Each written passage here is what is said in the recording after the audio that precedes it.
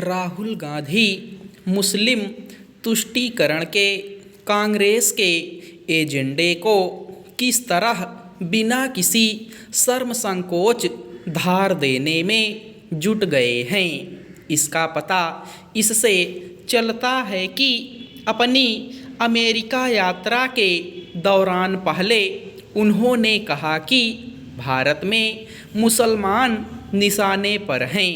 फिर उन्होंने केरल में अपने सहयोगी दल इंडियन यूनियन मुस्लिम लीग को पंथ निरपेक्ष होने का प्रमाण पत्र देते हुए कहा कि उसमें कुछ भी गैर सेक्युलर नहीं है। इसका मतलब है कि उनकी नज़र में वह पक्के तौर पर पंथ निरपेक्ष है। उनका यह बयान जीती मक्खी निगलने जैसा और पंथ निरपेक्षता का उपहास है।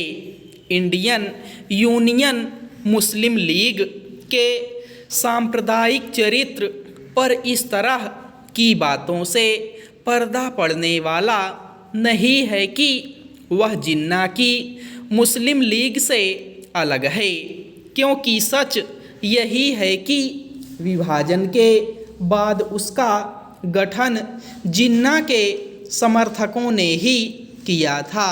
यह भी एक तथ्य है कि बंटवारे के बाद उसके नेताओं के सांप्रदायिक सोच से नाराज होकर सरदार पटेल ने यह कहकर उन्हें चेताया था कि दो घोड़ों की सवारी मत कीजिए, एक घोड़ा चुन लीजिए और जो पाकिस्तान जाना चाहते हैं वे जा सकते हैं।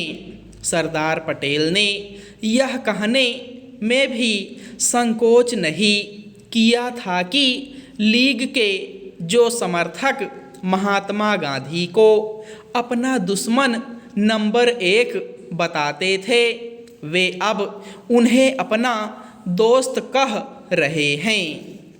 भले ही संकीर्ण वोट बैंक की सस्ती राजनीति के चलते आज की कांग्रेस यह सब याद न रखना चाहती हो, लेकिन देश की जनता यह सब नहीं भूल सकती।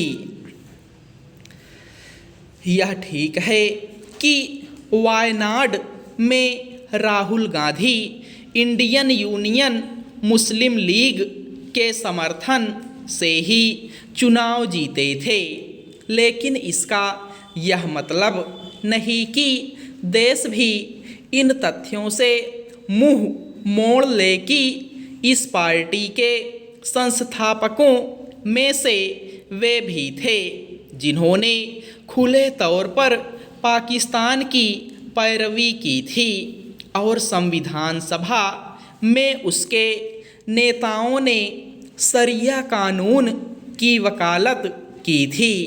आखिर राहुल गांधी किस मुंह से ऐसे सांप्रदायिक और विभाजनकारी अतीत वाले दल को पंथ निरपेक्ष होने का प्रमाण पत्र दे रहे हैं? हैरानी नहीं कि कल को वह बंगाल के घोर सांप्रदायिक और नफरती इंडियन सेक्युलर फ्रंट को भी पंथ निरपेक्ष होने का प्रमाण दे दें, क्योंकि कांग्रेस ने पिछला विधानसभा चुनाव उसके साथ मिलकर ही लड़ा था। इंडियन यूनियन मुस्लिम लीग हर लिहाज से एक सांप्रदायिक सोच वाली पार्टी है।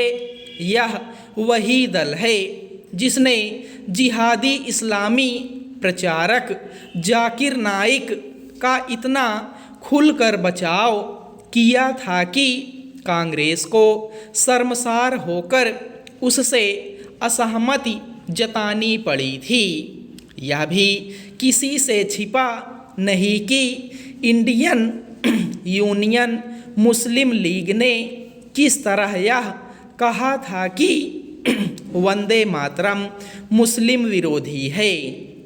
राहुल गांधी मुस्लिम वोटों की खातिर इंडियन यूनियन मुस्लिम लीग के पंथ निरपेक्ष होने का ढिंढोरा पीट सकते हैं, लेकिन इससे उसका सांप्रदायिक चेहरा छिपने वाला नहीं है।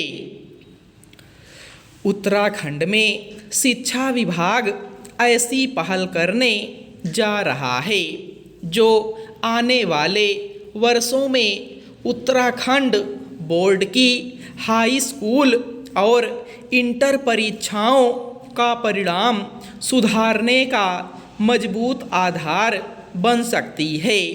इसके तहत प्राथमिक व उच्च प्राथमिक से लेकर माध्यमिक तक राजकीय विद्यालयों की अर्धवार्षिक और वार्षिक गृह परीक्षाओं में उत्तर पुस्तिकाओं के मूल्यांकन को पैमाना बनाया जाएगा।